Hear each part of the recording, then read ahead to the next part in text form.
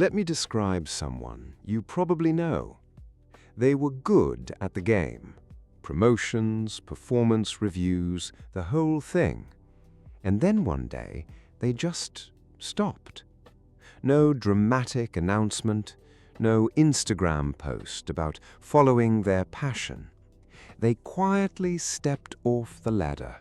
Smaller house, older car, fewer hours, and somehow they seem fine with it. From the outside, it looks like giving up. It isn't. The rat race wasn't designed to trap you. It was designed by your own brain. Your reward system evolved over 300,000 years of tribal survival. Higher status meant better resources, better protection, better odds. Your brain learned to treat a promotion the same way it treats food when you're starving. It feels necessary. It feels urgent. Research confirms what most people feel but can't name. Status rewards activate the same neural pathways as addictive substances. The corner office isn't just ambition, it's biology. And modern work environments are engineered around this. Small wins, constant feedback, visible metrics. Hit the target, get the bonus. Spend the bonus, raise your baseline. Raise your baseline, need the next bonus.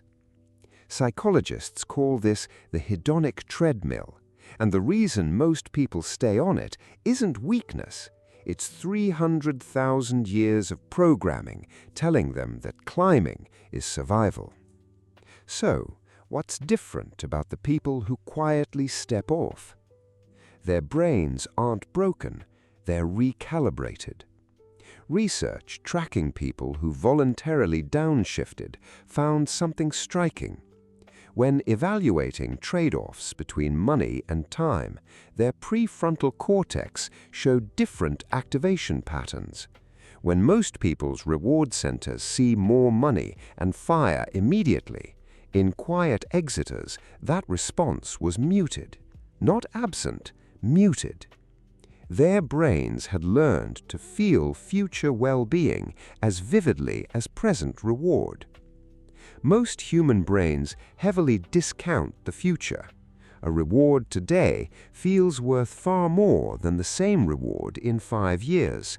It's why we take the promotion that will quietly destroy our health.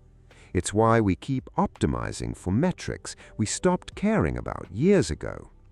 But some people, through experience, through enough pain, through deliberate rewiring, develop what psychologists call temporal discounting flexibility.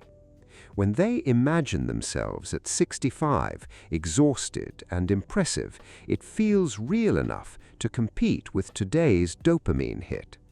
That's not weakness, that's a different kind of intelligence. If this is landing, hit like. It helps this reach the people who are quietly asking the same questions. The exit isn't simple, and nobody tells you what it actually costs. First, the identity problem. Your job title has been your answer to what do you do for years, maybe decades. Research on occupational identity shows that losing it triggers the same neural patterns as grief. When you step off the ladder, you have to answer a question most people never ask. Who am I when I'm not climbing? Second, social pressure. When you downshift, you're violating an unspoken contract. People ask if you're okay, if you got fired, if you're having a crisis. Their concern is genuine, but it's also an immune response. You're deviating from the script, and that makes people uncomfortable because it quietly asks whether they're comfortable with theirs. Third, financial fear. Real, legitimate fear. You're earning less. The upward trajectory that felt like safety is gone. Studies show that downshifters report higher anxiety about money even when their actual financial situation is stable, because the trajectory was part of what felt secure, not just the number. And fourth, this one surprises people. Some of them miss the game itself, the clear metrics, the adrenaline, the measurable progress. When you exit the race, you lose the scoreboard. And without the scoreboard, you have to build your own way of knowing whether you're winning. These people aren't escaping into a stress-free paradise. They're trading one set of problems for a completely different one. Subscribe if this kind of psychology is useful. There's more coming that builds directly on what we're covering here. You'd expect people who leave the race to be happier, and some research supports that. Studies consistently show that people who prioritize time over money report higher life satisfaction. But a longer-term study following downshifters over 5 years found something more interesting. Yes, lower stress, yes, better balance, but also existential anxiety. Without external achievement structure telling you what to optimize for, they had to figure out what actually mattered. And most people have never asked themselves that question seriously. The race was, for many of them, a way of not having to. When the race stops, the question arrives, what do you actually want? Some people discover they were using career achievement to avoid that question entirely. They step off the treadmill and find themselves face to face with a version of themselves they don't fully recognize. Others find something different. Without the constant hits of external validation, they have to learn how to be okay with less stimulation, less proof that they matter, less confirmation from the outside world that they're doing fine. Researchers call it hedonic adaptation in reverse. Teaching your brain to find reward in things that don't produce the same neural fireworks, deep conversation, time in nature, work that doesn't scale, harder in different ways, but different. The people who successfully make this transition eventually stop making decisions based on what looks impressive.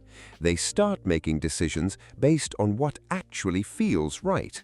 And that shift from external to internal locus of evaluation is one of the most consistent predictors of sustained well-being in psychological research. When you're in the race, you're always comparing, always measuring, always checking if you're ahead or behind. Without the scoreboard, you have to develop internal measures of success. Did I spend time on things that mattered? Did I show up for the people I care about? Did I feel present in my own life? Those sound like soft questions until you're actually trying to answer them honestly. Then they become the hardest questions you've ever asked. The quiet exiters aren't choosing an easier life. They're choosing a game with no rule book and no way to know if you're winning until much later. The race has clear rules, clear metrics, clear validation, but the life after, that's ambiguous, uncertain. You have to define what winning even means, and that requires a level of psychological strength that most people never develop because the race never asks them to. These are people who can sit with financial anxiety without making it every decision, who can tolerate other people's judgment without needing to explain themselves, who can face the question of what their life is actually for without running back to the safety of achievement metrics. Research on neuroplasticity in adults who made major lifestyle changes found something that changes how you think about all of this. With sustained effort, people can actually reshape their reward pathways. The things that used to light up their brains, titles, competitive wins, status, started producing less activation, and things that barely registered before, time, presence, real conversation, started producing more. You can rewire what feels rewarding, but it's a decision you make every day.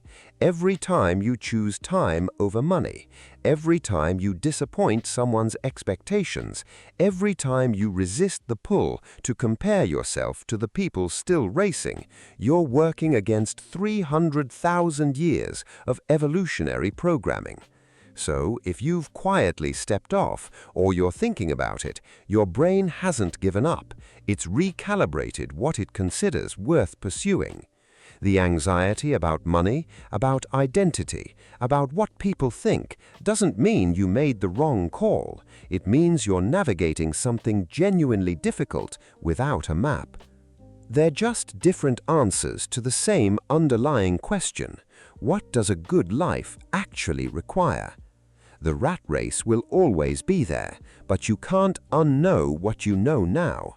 You can't unfeel the moment the old equation stopped making sense.